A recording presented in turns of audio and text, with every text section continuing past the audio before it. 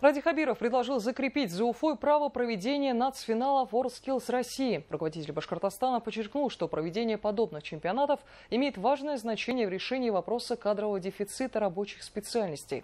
По позиции главы региона, если заякорить финал в одном субъекте, то можно будет создать капитальные, а не временные сооружения, которые будут работать на повышение престижа рабочих профессий круглый год. С подробностями Екатерина Тимиряева.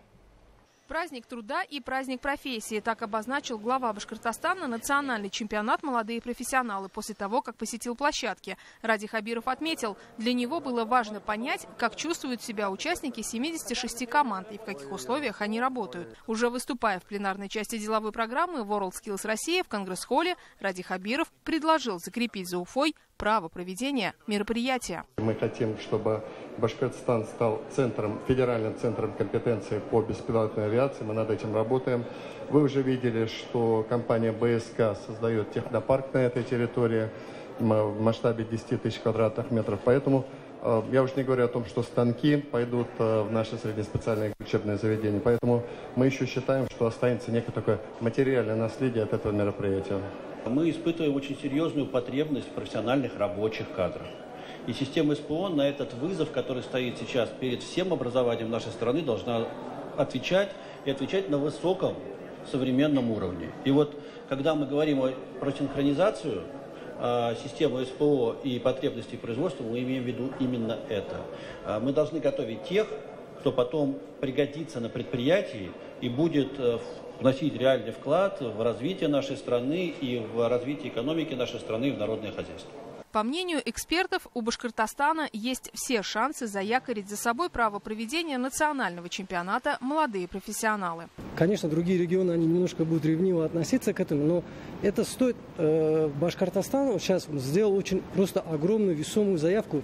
Вот эти его слова, они подкрепляются тем, что мы здесь видим. И это действительно даст очень мощный импульс развития экономики как Российской Федерации, так и Республики Башкортостан. Мы понимаем то, что руководство республики смотрит и развивает не только высшее образование и науку, но и также уделяет особое внимание системе среднего профессионального образования. На полях чемпионата Республика и Башкирская содовая компания подписали соглашение, которое должно обеспечить рост производительности труда не менее чем на 5% ежегодно, а в случае получения расширенной поддержки Федерального центра компетенций не менее чем на 10%. В целом, национальный финал WorldSkills России – это уникальная платформа для обсуждения экономических, социальных и технологических тенденций, а также выработки решений в области развития профессиональной подготовки кадров в ближайшие 5-10 лет.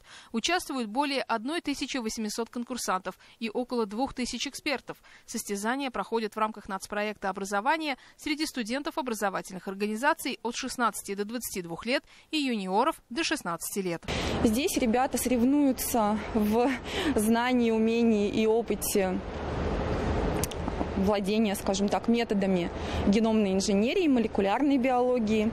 Они проводят микробиологические посевы, работают с методами биоинформатики. Это специализированные компьютерные программы по анализу нуклеотидных последовательностей.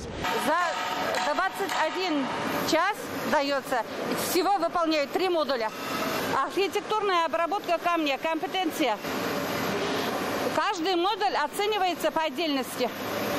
Шаблон по своим параметрам, буквы и рисунок по своим параметрам и самый основной камень тоже по своим параметрам. Чемпионат «Молодые профессионалы» начинался с 26 компетенций. Сегодня их уже 105. Выбор рабочих профессий огромен, и каждый может найти себя, определившись с тем, что ближе. Сделать это может любой желающий. Национальный финал WorldSkills России проходит до 29 августа. Вход на площадке свободный, но с одним условием – наличие медицинской маски.